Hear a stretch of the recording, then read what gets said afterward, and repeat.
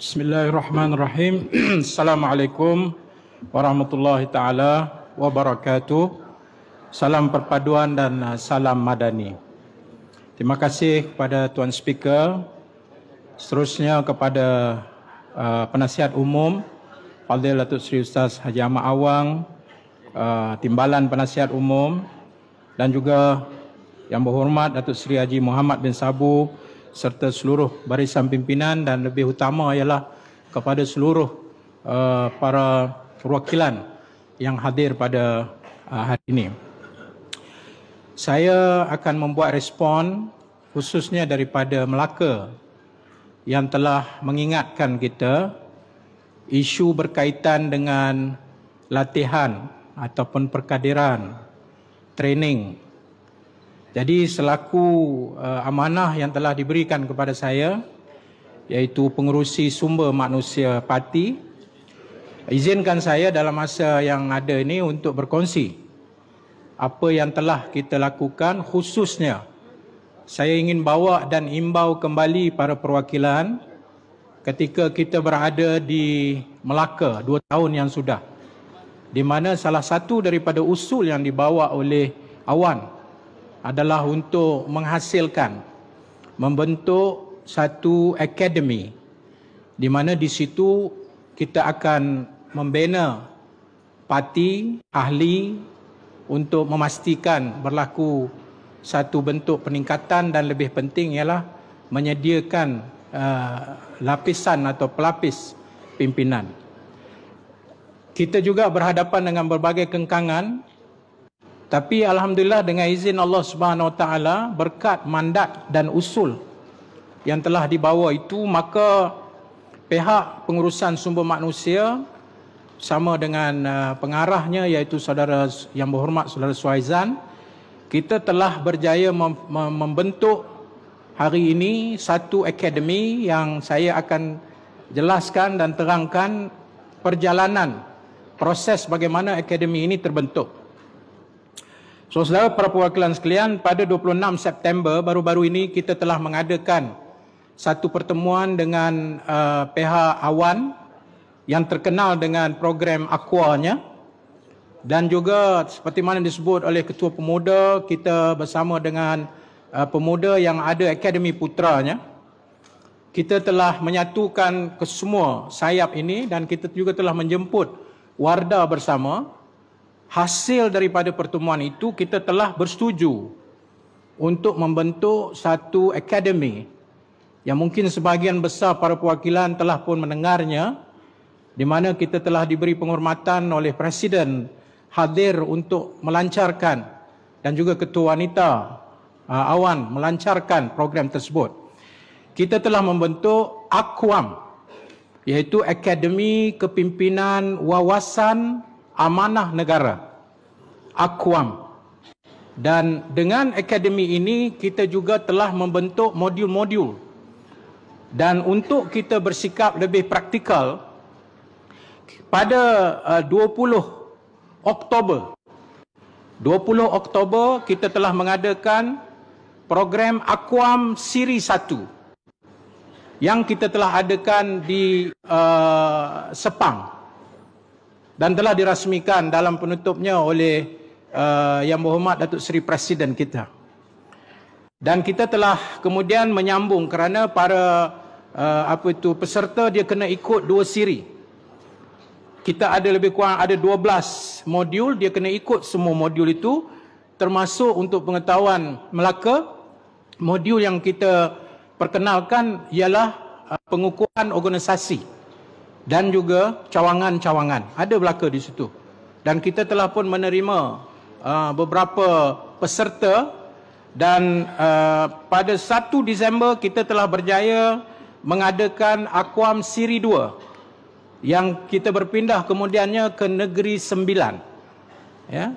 Dan pada 3 Disember saya ingin maklumkan kepada semua para peserta dan juga para perwakilan, kita telah berjaya membentuk atau telah berjaya melahirkan kohort pertama dalam program graduasi pada 3 Disember baru-baru ini, yang telah disempurnakan oleh Timbalan Penasihat Umum kita Datuk Seri Abdul Ghani bin Syamsuddin. Jadi bermakna kita sudah on the right track dalam kita membina dan membentuk ahli-ahli amanah.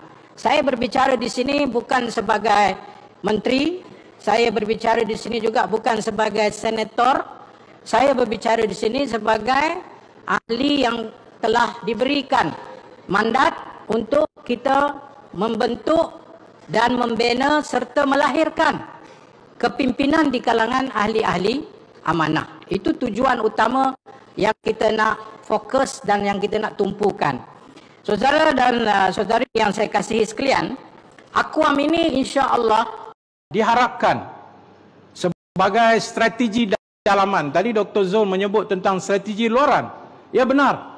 Kita boleh hebat strategi luaran kita nak berkawan dengan siapa, nak menang berapa kursi. Saya tidak ada masalah kerana itu satu keperluan. Tapi cuba tanya pada diri kita, kalau kita hebat dalam strategi luar, tapi kualiti ahli-ahli kita tak sama dengan penting untuk amanah berkembang. Pastinya. Tapi jangan lupa, strategi dalaman, peningkatan ahli, kualiti ahli, melahirkan pimpinan yang pelapis, sama besar dan sama pentingnya dengan strategi yang di luar sana. Sebab itu saya harapkan kita akan menstrukturkan Akuam sebagai satu front strategi dalaman sampai kepada tahap kita akan cuba berperingkat-peringkat untuk menjadikan Akuam Akademi kita ini sebagai satu struktur dalam organisasi di mana mana-mana mereka yang kita nak pastikan atau mereka nak naik ke atas, ketua cawangan nak naik ke atas lagi dan sebagainya sampailah kepada nasional, mestilah salah satu syaratnya mereka melalui modul-modul yang telah ditetapkan di dalam Akuam. Ini saja jaminan yang kita boleh pastikan ahli-ahli kita berada pada tahap yang kita kata berkualiti sama dengan nilai strategi luaran yang kita sedang lakukan pada hari ini. Tuan-tuan dan puan-puan sekalian, dalam kita mengamati Akuam ini, apa yang cuba kita lakukan di sini adalah untuk memastikan bahawa ciri-ciri ahli amanah, iaitu amanah, progresif, peduli, adil, muafakat, sederhana dan inklusif. 7 ciri-ciri ahli amanah perlu kita bina dan perlu kita capai tahapnya. Dan lebih penting daripada itu, semua kita dari atas sini sampai ke bawah sana dan di semua cawangan-cawangan yang kita ada di seluruh negara, kita kena terima hakikat bahawa ada 3 aset penting yang kita kena jaga, yang kita kena kembangkan, yang kita kena pastikan ia sentiasa subur. 1, asetnya adalah dasar yang kita perjuangkan, iaitu rahmatan lil alamin. Ini aset paling besar. Jikalau tuan-tuan meninggalkan aset ini, tuan-tuan tak layak menggelarkan diri tuan-tuan ahli amanah. Kerana kita wujud kerana dasar ini, dan kerana kewujudan dasar inilah adanya parti amanah hari ini berkembang di seluruh negara. Jadi jaga itu baik-baik. Yang kedua ialah aset kita, iaitu ahli amanah. Semua ahli amanah di depan ini adalah aset-aset kita yang kena kita jaga. Dan salah satu kaedah untuk menjaga ahli kita ialah memastikan mereka berkembang dan mereka maju ke hadapan. Dan yang terakhir ialah yang tuan-tuan lantik ada di hadapan ni kepimpinan, mereka juga adalah aset-aset yang kita kena pelihara, yang kita kena jaga. Dengan kita memahami konsep inilah saudara-saudara sekalian, insya-Allah parti kita akan maju ke hadapan dan parti kita ini pastinya akan menjadi sumber inspirasi kepada seluruh rakyat dalam negara ini. Saya akan tinggalkan tuan-tuan dengan sepotong ayat dari surah Al-Kahfi ayat 28. Surah Al-Kahfi ya, sekarang ni duk sibuk Al-Kahfi kan. Saya tinggalkan tuan-tuan dengan surah Al-Kahfi. Semoga kita mendapat semangat untuk kita terus maju ke hadapan. Bismillahirrahmanirrahim. Wasbir nafsaka ma'al ladzina yad'una rabbahum bil ghadati wal 'ashi yuriduna wajhah wala ta'du 'ainaka 'anhum turidu zinatal hayatid dunya wala tuti' man aghfalna qalbahu 'an dzikrina wattaba'a hawah wa kana amruhu furta.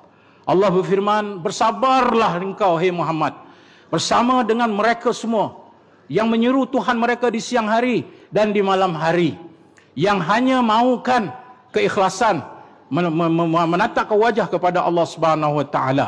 Dan jangan sekali-kali, hai Muhammad, engkau berpaling mata engkau daripada mereka hanya kerana engkau terkilau dengan kilauan-kilauan dunia dan keseronokannya.